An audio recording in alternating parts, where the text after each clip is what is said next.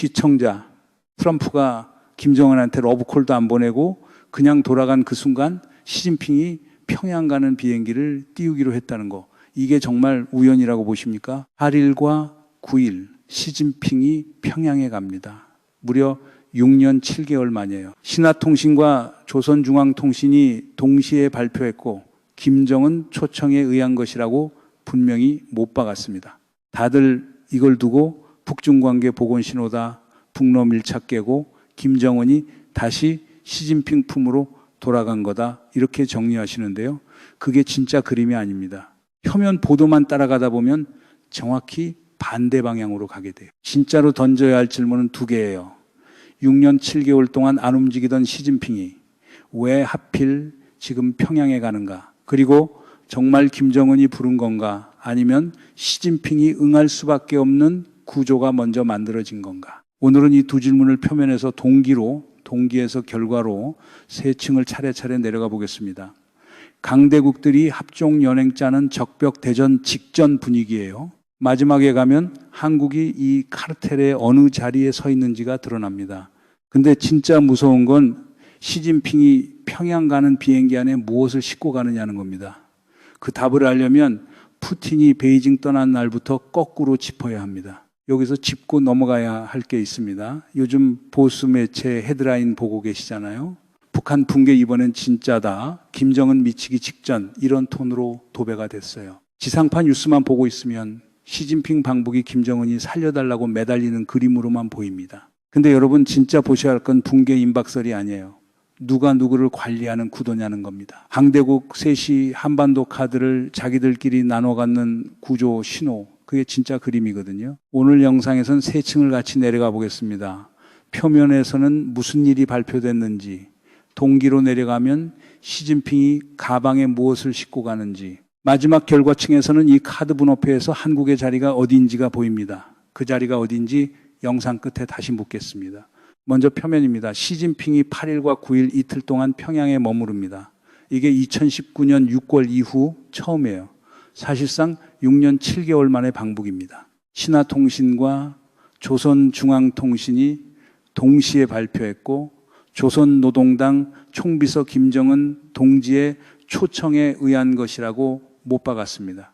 형식은 김정은이 부르고 시진핑이 응한 모양새예요. 그리고 작년 가을 베이징 전승절 80주년 행사 때 푸틴과 시진핑이 김정은을 베이징으로 불러서 북중러 연대를 과시했던 그 그림의 연장선이라고 다들 해석합니다. 표면적으로는 그래요. 근데 이 표면 위에 강대국 셋이 차례차례 움직인 동선이 깔려 있습니다. 먼저 미중 정상회담이 있었습니다. 트럼프와 시진핑이 경주에서 만났죠. 미중 관세전쟁, 이란 문제, 그리고 한반도 문제까지 다 논의됐다고 알려졌습니다. 다행히 둘 다 서로 얼굴 깎이지 않고 어느 정도 봉합하는 모양새로 끝났어요. 시진핑 입장에서는 운신의 폭이 그만큼 넓어진 겁니다. 그 직후에 푸틴이 베이징을 찾습니다. 트럼프가 돌아간 지 나흘 만이에요. 푸틴 입장에서도 궁금했겠죠. 트럼프하고 시진핑이 한반도를 두고 무슨 얘기 나눴는지. 강대국 셋이 한자리에서 다 만난 셈입니다. 시진핑은 이 짧은 기간 안에 미국과 러시아 양쪽으로부터 한반도 카드를 동시에 받은 거예요. 여기서 결정적인 디테일 하나. 트럼프가 베이징을 찾으면서 김정은한테 어떤 러브콜도 보내지를 않았습니다. 작년 10월 경주에 왔을 때하고는 완전히 달라요. 그때는 김정은한테 만나달라고 그렇게 손을 흔들었는데 이번엔 그냥 훌쩍 돌아갔어요. 김정은 입장에서는 좀 황당했을 겁니다. 내가 만날까 말까 준비하고 있었는데 상대가 아예 안 부르고 가버렸으니까요. 이게 단순한 외교 일정 변경이 아닙니다. 한반도 카드를 시진핑한테 위임하는 권한이양 신호예요. 같은 시점에 세강대국의 발길이 베이징을 향한 건 우연이라고 보기 어려운 패턴입니다. 이 동선이 끝나자마자 김정은이 움직였습니다. 6월 1일 북한이 새 핵물질 생산 공장을 공개했어요. 김정은이 직접 현지 지도를 다녀왔고 지난 2년간 농축 우라늄 생산량이 2배로 늘었다고 과시했습니다. 흥미로운 건 이번 시설이 작년 1월에 공개했던 시설과 완전히 다르다는 점이에요. 작년 1월 시설은 천장이 높고 캐스케이드라고 부르는 우라늄 농축 원심 분리기가 노출돼 있었습니다. 그런데 이번 시설은 천장이 낮고 아주 밀집형으로 돼 있어요. 지하 시설일 가능성이 높다는 분석이 나옵니다. 타이밍 한번 보십시오. 시진핑 방북설이 베이징 외교가에서 흘러나오기 시작한 그 직후에 김정은이 새 시설을 공개한 겁니다. 이게 단순한 시설 시찰일까요? 김정은이 시진핑한테 보내는 사전 메시지예요. 나는 이란하고 다르다. 핵 개발하다. 미국한테 두드려 맞은 이란 정권하고 나는 다르다. 손대면 핵 갖다 붙인다. 이런 신호를 시설 사진으로 보낸 겁니다. 근데 모든 행보가 강한 신호인 건 아니에요. 한 가지 약한 디테일이 있습니다. 지난달 러시아 전승절 80주년 행사에 북한군 의장대 120명이 모스크바 붉은 광장을 행진했죠. 북한이 러시아 전승절에 처음 참가한 거예요. 평소에 북한이 이런 큰 이벤트 하면 노동신문에 사진을 막 쏟아냅니다. 20장, 30장은 기본이고요. 김정은 동정이라도 끼면 80장까지도 갑니다. 근데 이번 모스크바 행진은요, 노동신문의 달랑 사진 3장이에요. 그것도 안쪽 3면이었습니다. 이게 무슨 신호일까요? 원래 김정은이 직접 참석한다는 얘기가 있었는데 불발됐고 의장대 규모로 축소된 그 흔적입니다. 즉 김정은 이 푸틴 손에 잡혀있는 그림이 안에서도 그렇게 만족스러운 그림이 아니라는 거예요. 그래서 시진핑이 평양에 직접 가야 하는 시점이 빨라진 겁니다. 그런데 여기서 한 가지 놓치면 안 되는 게 있습니다. 지금까지 정리한 그림이면 결론은 분명하잖아요. 김정은 이 우크라이나 파병으로 푸틴 쪽에 너무 깊이 들어갔고 시진핑이 그동안 냉담했고 이제 김정은이 다시 시진핑한테 손 내미는 그림이다. 북중 관계 복원의 시작이다. 이렇게 정리하고 영상 닫고 싶은데요. 근데 사실은 정반대 그림이에요. 김정은이 부른 게 아닙니다. 더 정확히는 김정은이 부를 수밖에 없게 만들어진 거예요. 트럼프가 김정은한테 러브콜 안 보내고 그냥 돌아간 그 순간 한반도 주도권이 시진핑한테 통째로 위임됐습니다. 푸틴이 베이징에서 시진핑을 만난 그 자리에서 김정은이라는 카드를 누가 관리할 거냐가 정리됐을 가능성이 높습니다. 그리고 그 결정이 평양에 통보되자 김정은은 형식상 내가 초청한 것으로 모양새를 갖춰야 했던 거예요. 여러분, 시진핑이 6년 7개월 만에 자기 발로 평양에 가는 그림이 만들어진 게 아닙니다. 김정은 이 시진핑의 발길을 받아야만 하는 상황이 만들어진 거예요. 이거 단순한 동맹복원이 아닙니다. 하드 관리 회담이에요. 그러면 시진핑이 평양에 직접 가서 김정은한테 뭘 던질까요? 그 가방 안에 들어있는 게 진짜 이번 영상의 핵심입니다. 문제는 여기서부터입니다. 시진핑이 평양에 가는 진짜 동기 3축으로 짚어볼게요. 첫 번째 축, 한반도 중재자 자리 회수입니다. 김정은이 우크라이나 파병으로 푸틴한테 안긴 카드들 병력 1만 4천 명, 포탄, 무기, 이게 시진핑 입장에서는 자기 마당이 흔들린 거예요. 한미일 대 북중러 진영 구도에서 북중 관계가 가장 중요한 축인데 김정은이 푸틴 쪽으로 너무 기울었습니다. 시진핑이 직접 평양 가서 균형을 다시 잡아야 합니다. 두 번째 축, PO 핵클럽 멤버로서의 본능적 거부감이에요. 핵을 가지고 있는 강대국 PO, 미국, 러시아, 영국, 프랑스, 중국이 5나라가요. 자기들 핵클럽 멤버십만 핵을 가지는 거지 다른 나머지 나라 체제가 핵을 갖는다. 이건 레드라인입니다. 시진핑도 표면에서는 북한 자위적 핵능력 옹호하는 척하지만 김정은과 둘이 마주 앉으면 따끔한 충고가 들어갈 수밖에 없어요. 절대 구조적으로 관용할 수가 없는 부분입니다. 세 번째 축, 트럼프, 시진핑 회담의 디브리핑 통로예요. 트럼프가 시진핑한테 한반도를 어떻게 가져갈 건지 북한 비핵화에 대해서 어떤 그림을 그리고 있는지 얘기했을 겁니다. 시진핑이 그걸 김정은한테 직접 전달하면서 동시에 압박 메시지도 같이 던지는 거죠. 지금 세상 어떻게 돌아가는 줄 알아? 하는 어른의 말투로요. 시진핑이 평양에 들고 갈 메시지 거의 확실하게 3개입니다. 첫째, 트럼프가 베네수엘라 마두로 부부 체포해 가는 거 봤지? 베네수엘라 대통령 부부를요. 직접 인도에 갔잖아. 둘째, 이란 화면에 이 정권이 미국 공습에 어떻게 됐는지 봤지? 핵 개발하던 정권이 어떻게 두들겨 맞고 있는지 봤잖아. 셋째, 너 지금 이런 식으로 까불고 있을 때가 아니야. 미국이 다음 카드를 꺼내기 전에 우리가 먼저 정리하자. 이게 시진핑이 평양에 들고 갈 핵심 메시지예요. 동맹의 따뜻한 어깨동무가 아니라 형이 동생한테 던지는 경고예요. 시진핑이 평양 가는 비행기 안에서 무슨 자료를 들고 있을지 아마 마두로 체포뉴스 클립일 겁니다. 김정은한테 보여줄 자료가 풍부한 한 해예요, 진짜. 근데 김정은도 이걸 모르지 않습니다. 그래서 사전 카운터를 친 거예요. 앞에서 짚었듯이 김정은이 시진핑 방북 결정 직후 새 핵물질 생산 시설을 공개했죠. 메시지는 분명해요. 나는 이란하고 다르다. 그런데 여러분 한번 보세요. 이 카운터가 시진핑한테 통할까요? PO 멤버 입장에서 보면 이건 협박이 아니라 자살골이거든요. 김정은 이 핵을 더 강화한다는 신호가 시진핑한테는 관리 더 빨리 들어가야 한다는 신호로 정확히 반대로 익힙니다. 별주부전 토끼가 빼러가는 그 길이 떠오르는데요. 용궁 좋다고 데려가는 척 하면서 노리는 게 따로 있잖아요. 시진핑의 평양길이 딱 그 길이에요. 이게 개판이에요, 솔직히. 강대국 셋이 한반도를 자기들 앞마당처럼 분업하는 판이라는 게. 트럼프는 마두로 이란 관세 전쟁으로 손이 모자라요. 한반도는 위임 모드로 돌렸습니다. 시진핑은 푸틴이 잡고 있던 김정은 카드를 회수하면서 PO 멤버로서 핵 통제 책임을 맡았어요. 푸틴은 우크라이나에서 받을 거 받았으니 김정은 손잡고 있는 모두입니다. 이번 방북으로 가장 이득 보는 사람이 누구냐? 김정은이 아니에요. 시진핑입니다. 이 질문 하나만 따라가도 그림이 정리됩니다. 근데 정말 무서운 그림은 김정은이 이 구도를 이미 알고 있다는 사실에 있습니다. 그러면 시진핑이 평양에 빈손으로 가는 거냐? 그건 또 아니에요. 식량 원조라든가 생필품 같은 부분은 어느 정도 들고 갈 가능성이 높습니다. 다만 원유 부분이 좀 미묘해요. 최근에 이란발 원유 공급이 끊기면서 중국도 원유 수급에 상당한 문제를 겪고 있거든요. 김정은이 만족할 만한 수준의 원유를 시진핑이 들고 갈 수 있을지는 솔직히 모르겠습니다. 그러니까 표면상 받는 것보다 받을 수 없는 부분이 더 큰 거예요.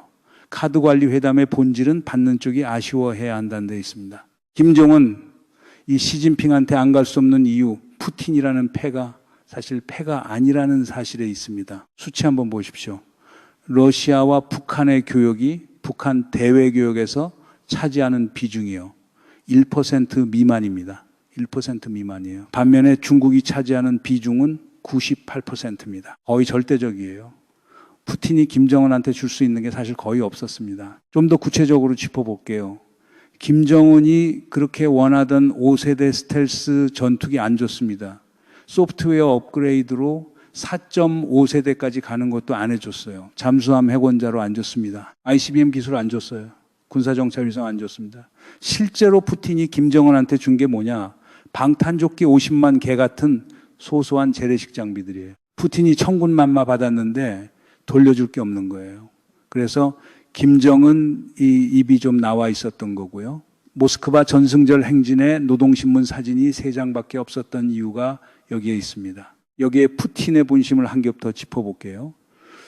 러시아 지도부가 김씨 세습 체제를 사실 한심하게 보는 시각이 있습니다. 사회주의권에서 저런 3대 세습 구조라는 게 사회주의 망신시킨다. 이런 인식이거든요. 더 결정적인 건 김정은의 할아버지 김일성이요. 일제 강점기 때 소련군 대위로 복무했던 인물이에요. 극동 지역에서 소련군으로 복무하다가 한반도가 미소 분단되면서 북쪽에 소련 군정이 들어설 때 야, 김일성 너 얼굴 번듯하니까 얼굴 마담 좀 해. 이런 식으로 권력을 잡은 그림이거든요. 이 역사를 너무 잘 알고 있는 러시아 지도부가 김정은 정권을 대단한 정통성 있는 체제로 볼 리가 없잖아요. 푸틴이 김정은을 단기자원 공급원으로 쓰는 그 이상은 아닙니다. 여기까지 짚으면 한 가지 사실이 분명해집니다. 김정은이 가장 두려워해야 할 건 미국의 폭격이 아니라 시진핑의 침묵입니다. 이 한 문장 지금 다시 한번 읽어보십시오. 시진핑이 만나주는 것 자체가 김정은한테는 산소예요. 북한의 대외 무역 98%가 중국이라는 그 수치 하나만 봐도 시진핑이 입을 닫는 순간 평양의 시계가 멈춥니다. 푸틴이 그 자리를 대신할 수 있나요? 1% 미만의 교역으로 어떻게 그 자리를 대체합니까? 게다가 푸틴은 김정은한테 안 줘도 되는 핵심 기술을 안 줬어요. 그게 푸틴의 본심이에요. 김정은이 푸틴 쪽으로 너무 깊이 들어간 게 본인 발에 본인이 걸린 그림인 겁니다. 시진핑은 침묵 한 번으로 김정은을 흔들 수 있는데 푸틴은 김정은을 받쳐줄 경제력 자체가 없어요. 사마에 같은 인내심 보고 있는 건데요. 시진핑은 김정은이 알아서 소모될 때까지 기다려도 됩니다. 다만 그 사이에 미국이 한반도를 가져가지 않을 만큼만 관리하면 되는 거예요. 주류 매체는 이번 방북을 북중 밀착 강화로 한 줄 처리할 겁니다. 근데 여러분, 한 줄 처리 가능한 사안이 절대 아닙니다. 그러면 이 압박을 받는 김정은이 안에서는 무엇을 하고 있느냐는 질문이 남아요. 북한 체제 안에서 지금 일어나고 있는 일을 네 가지 신호로 짚어봅시다. 첫째, 헌법 영토 조항입니다. 김정은이 2023년 12월에 대남적대 노선을 선언하면서 헌법에서 영토 조항을 손봤어요. 한반도와 부속도서가 우리 영토라는 대한민국 헌법과 달리 자기들은 휴전선 이북만 영토로 규정한 겁니다. 근데 여기서 자기 모순이 터집니다. 김정은의 할아버지 김일성이요. 자기 입으로 나는 전주 김씨다 그랬어요. 14대조 할아버지가 전주에 살다가 평양으로 이주했다는 기록까지 다 남아 있습니다. 할아버지가 전주 김씨라고 한 손자가 나는 김일성 민족이다, 한민족이 아니다 주장하는 그림이에요. 이게 김정은 집권 이후 최대 패착입니다. 할아버지가 한 말까지 뒤집는 데에는 한계가 있거든요. 평양 시간이라고 30분 차이 만들었다가 몇 년 만에 도로 한국 시간대로 돌아온 적도 있잖아요.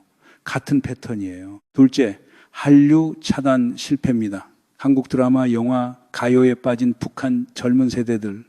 안 본 사람은 있어도 한 번 본 사람은 없는 그 중독성을 김정은이 가장 잘 알아요. 왜냐? 본인이 빠져 있거든요. 2019년 봄 우리 방북예술단이 평양 공연했을 때 김정은 이 우리 가수들한테 엄지 들어가면서 극찬했습니다. 김정은 말투에서도 언뜻 남한 말투가 나와요. 자기 딸 김주애도 한류에 물들었을 가능성이 큽니다. 4대 세습으로 권력 넘기려는데 미래 세대가 한류 드라마에 다 빠져 있다는 사실 김정은한테는 정말 큰일 날 신호예요. 셋째, 파병 보상금 문제입니다. 우크라이나 전쟁터에 1만 4천 명 보냈고 그중 상당수가 죽거나 다쳤습니다. 군인 한 명당 월 2,000달러 정도가 지급됐다고 알려졌어요. 그런데 그 돈이요, 거의 다 김정은의 통치 자금으로 흘러갔습니다. 개인한테 절반만 줘도 어마어마한 돈이에요.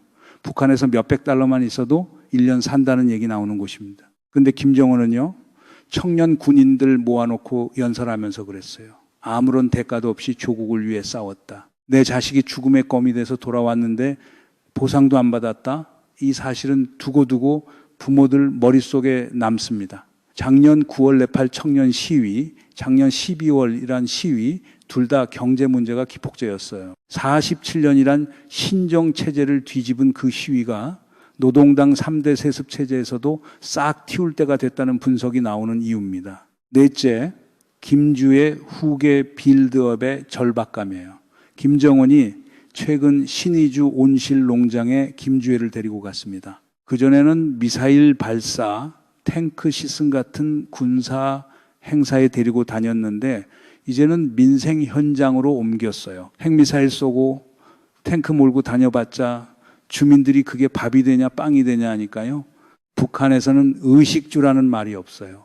사전에도 없습니다. 시기주예요.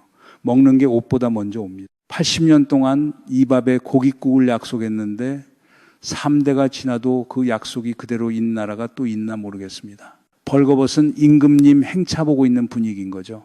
다들 옷이 멋지다고 해줘야 되는 그런 구조거든요. 자, 처음에 던졌던 질문으로 돌아갑시다. 영상 첫머리에 이렇게 물었어요. 트럼프가 김정은한테 러브콜도 안 보내고 그냥 돌아간 그 순간 시진핑이 평양으로 가는 비행기를 띄우기로 했다. 이게 정말 우연이냐? 그런데 지금 보이는 그림은 우리가 던졌어야 할 질문 자체가 그게 아니었어요. 진짜 질문은 이거였습니다. 한반도 주도권이 누구한테 회수되고 있는가? 그리고 이 강대국 카르텔의 분업표에서 한국은 어디에 서 있는가? 트럼프는 한반도를 시진핑한테 위임했어요. 시진핑은 김정은 카드를 회수하면서 PEO 멤버로서 핵 통제를 책임집니다. 푸틴은 우크라이나에서 받을 거 받고 김정은 손잡고 있는 모드예요. 강대국 셋의 분업이 끝났습니다. 이 그림 어디에 한국이 보이십니까? 한국은 이 분업표에 자리가 없어요. 북한 붕괴 임박설보다 훨씬 무서운 그림이 바로 이겁니다. 보수 매체가 북한 붕괴, 이번엔 진짜다 헤드라인 뽑는 동안 한반도 주도권이 강대국 셋한테 통째로 분업위임되는 신호는 왜 한 줄도 안 다루는지 같은 매체 맞나 싶을 정도로 온도가 다릅니다. 별주부전 토끼간 얘기 다시 떠오릅니다.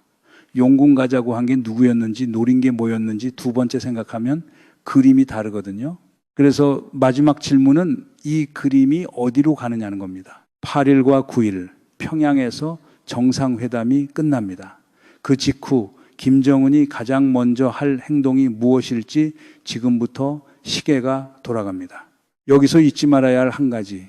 북한군 1만 4천 명이 우크라이나 전쟁터에서 실전 경험을 쌓고 돌아왔습니다. 미사일 정밀도가 향상됐고 드론전과 포격전 경험치가 축적됐어요. 우크라이나 초기에 그렇게 빗나가던 북한 미사일이 시간이 가면서 정확도가 올라갔다는 게 우크라이나 특수작전군 분석이에요. 이 경험치가 한반도에서 어떻게 쓰일지 그 시기의 카운트다운이 어쩌면 이번 시진핑 방북 직후 시작될지도 모릅니다. 그리고 정말 무서운 질문은 따로 남아 있어요. 강대국 셋이 한반도 분호표를 그릴 때 한국은 그때 어디에 서 있을 것인가? 이 질문은 영상 한 편으로 끝낼 수 있는 질문이 아닙니다. 이 흐름이 어디로 가는지 같이 추적하고 싶으신 분들 구독과 알림 설정 부탁드립니다. 8일과 9일 정상회담 결과가 나오는 대로 다음 영상에서 바로 이어가겠습니다. 좋아요 한번 눌러주시면 다음 분석에 큰 힘이 됩니다. 여러분들 이 사안을 어떻게 생각하십니까? 여러분들의 견해를 댓글로 많이 남겨주시기 바랍니다. 감사합니다.